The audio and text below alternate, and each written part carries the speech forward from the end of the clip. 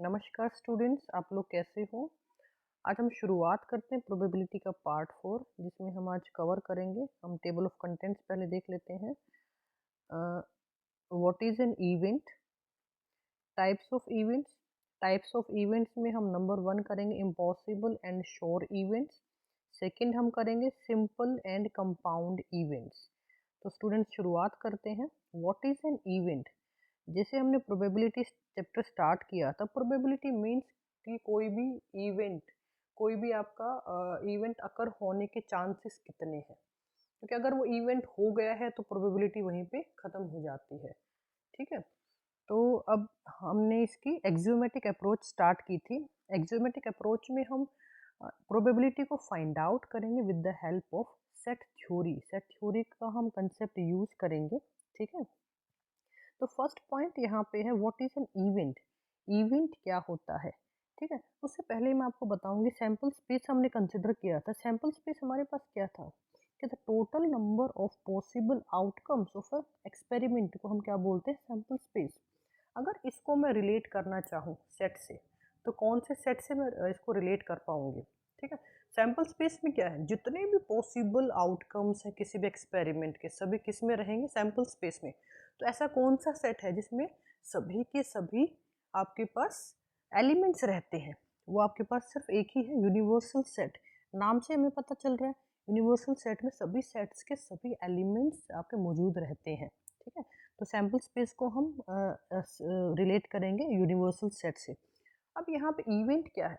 Event आपको मैं पहले एग्जांपल दूंगी, उससे समझाते हैं, फिर उसके डेफिनेशन पे आते हैं। फॉर एग्जांपल मैं एक इवेंट कंसिडर कर रही हूँ, number of tails is exactly 2।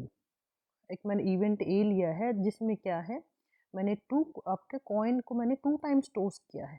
ठीक है, ये हमारे पास इवेंट है जिसमें ये हमारे पास हम सैम्पल स्पेस ले रहे हैं। पहले कॉइन को हमने 2 टाइम्स टॉस किया है, तो उसका सैम्पल स्पेस क्या है, H H, H T, T H और टी टी।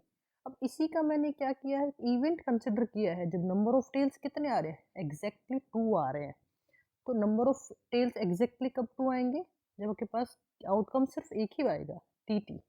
ठीक है, तो आपने नोट किया होगा जो आपके पास आउटकम आ रहा है वो क्या है आपके पास, वो सैम्पल स्पेस में क्या मौजूद है। तो यहाँ से आपने एक बात नोट की होगी, इवेंट में जितने भी आउटकम्स आएंगे वो सभी सैम्पल स्पेस का भी पार्ट होंगे।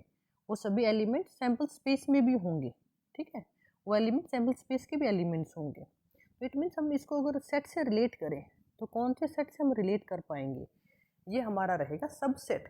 सबसेट आपको ध्यान होगा, सबसेट हमारे पास क्या था, सबसेट हमने कंसेप्ट रीड किया था सेट थ्योरी में।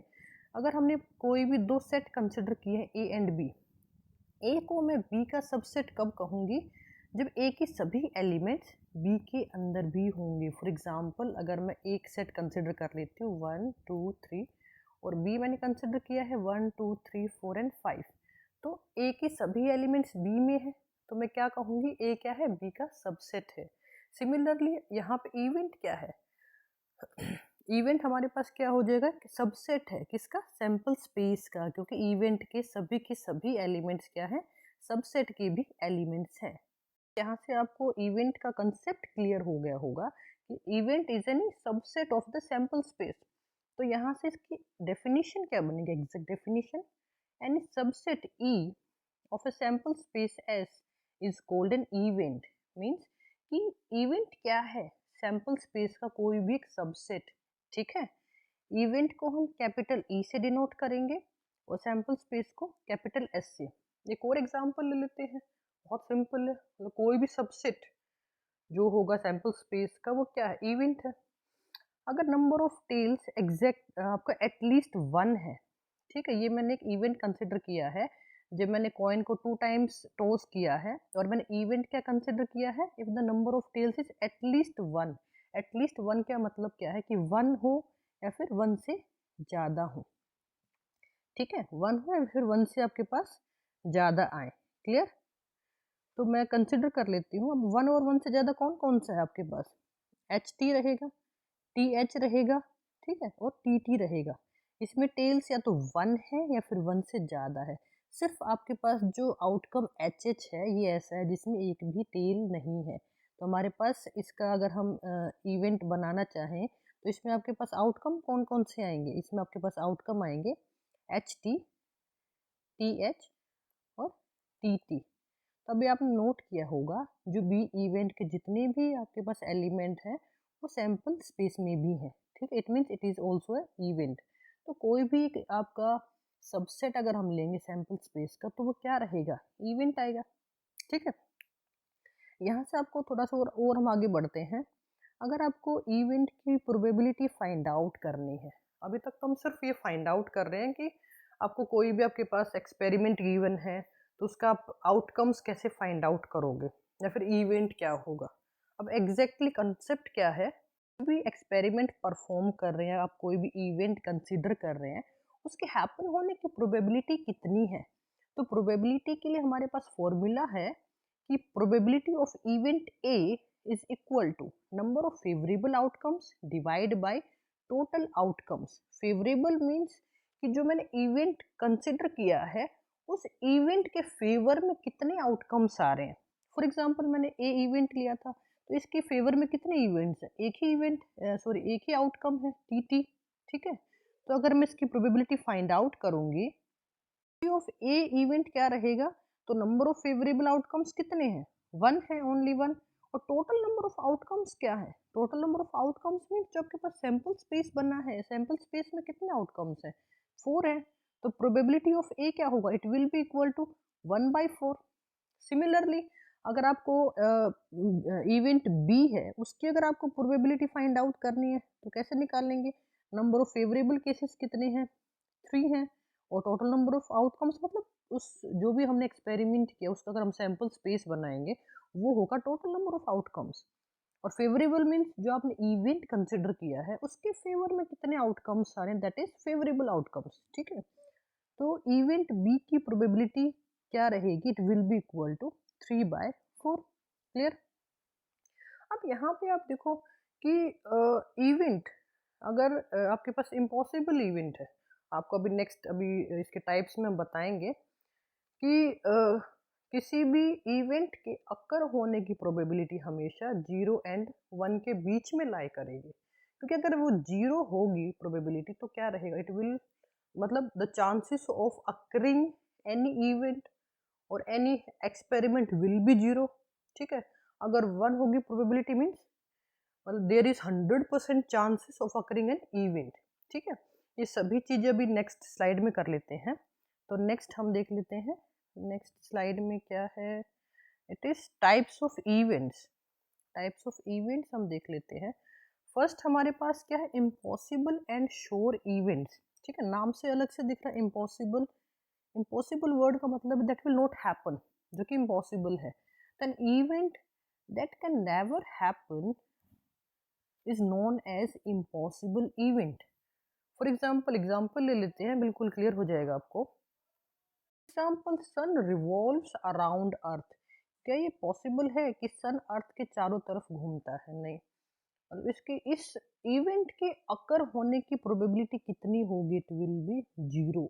मतलब जो इवेंट हैपन ही ना हो, जो कि इम्पॉसिबल है, इसकी प्रोबेबिलिटी 0 है। जैसे मैं आपको बोलूँ कि आपको डाई को मैंने रोल किया, उस पर 7 आने के चांसेस कितने हैं, इट विल बी 0, क्योंकि इट इज़ इम्पॉसिबल, क्योंकि डाई के फेसेस आपके कहाँ तक रहते हैं, उसमें काउंटिंग 1 to 6 तक रहती है, तो 7 आ ही नहीं सकता, ठीक है। सिमिलरली आपके पास हम श्योर इवेंट देख लेते हैं। Sure event is one that will always happen. तो शो इवेंट श्योर कब होगा, जो हैपन होने के 100% चांसेस है। जैसे मैं अगर आपको बोलती हूँ कि अर्थ रिवॉल्व्स अराउंड सन, ये सबको पता है, ये हमेशा होता है, श्योर इवेंट है। जो चीज़ आपको श्योरिटी है 100% तो उसको बोलते हैं श्योर इवेंट, और उसके हैपन होने की प्रोबेबिलिटी कितनी होगी, इट विल ऑलवेज बी 1, ठीक है। क्लियर है, ये आसान है बिल्कुल। नेक्स्ट इसका देख लेते हैं, simple and compound events. Simple event और कंपाउंड क्या, एग्जांपल ले लेते हैं, आपको बिल्कुल अच्छे से समझ में आ जाएगा, उसके बाद इसकी डेफिनेशन हम करेंगे, ठीक है। अगर हम एक फेयर डाई को रोल करते हैं, फेयर वर्ड जब भी आता है इट मीन्स ये आपकी क्या है, अनबायस है, मतलब सारे के सारे फेस के आपके सभी के फेस आने के चांसेस इक्वल है, ठीक है। अगर मैंने इवेंट कंसिडर किया है ऑफ गेटिंग लेस देन 2, कि डाई पे जो नंबर आएगा वो लेस देन 2 आएगा, तो एक ही नंबर पॉसिबल है जो कि 1 है, ठीक है।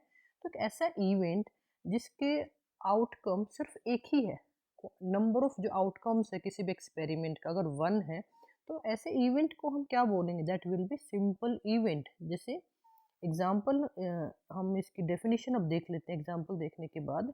If an event consist of a single point or a single result from the sample space, it is termed as simple event. क्योंकि हमें पता है कि कोई भी आप एक्सपेरिमेंट करते हो, जैसे आपने डाई को रोल किया है, तो आपके सैम्पल स्पेस क्या बनता है, काउंटिंग आपकी रहेगी 1 2 3 4 5 6।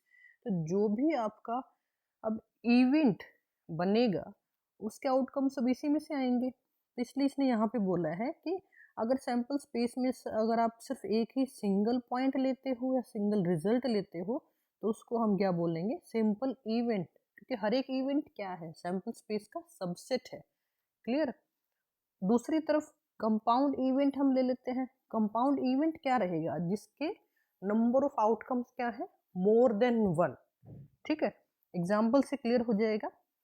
अगर आप हम इवेंट कंसिडर कर रहे हैं, if we are rolling a fair die and get event मैंने लिया है getting an odd number. Odd number, तो यहाँ पे ओड नंबर कौन कौन से हैं, 1 है, 3 है एंड 5 है। तो नंबर ऑफ आउटकम्स कितने हैं, more than 1। it means it is a compound event. Compound means if the number of outcomes are more than 1. Definition देख लेते हैं। If an event consists of more than a single result from the sample space, it is called a compound event. Means sample space से अगर वो more than one, more than single result ले रहा है, 1 से ज़्यादा कितना भी, 2 है, 3 है, 4 है, कितना भी, लेकिन 1 से ज़्यादा होना चाहिए। ठीक है, तो ये आपका सिंपल एंड कंपाउंड इवेंट हो गया। तो आज का हम इतना ही कवर करेंगे। नेक्स्ट लेक्चर में हम कवर करेंगे आपका अलजेब्रा ऑफ इवेंट्स। तो स्टूडेंट्स आज जितना हमने किया है उसको आप पूरा गो थ्रू हुए। अगर कोई डाउट है तो आप कमेंट सेक्शन में कमेंट कीजिए। ठीक है, अगर आपको वीडियो पसंद आया है तो लाइक कीजिए और चैनल को सब्सक्राइब कीजिए। तो नेक्स्ट लेक्चर के लिए स्टूडेंट्स टेक केयर एंड नमस्कार।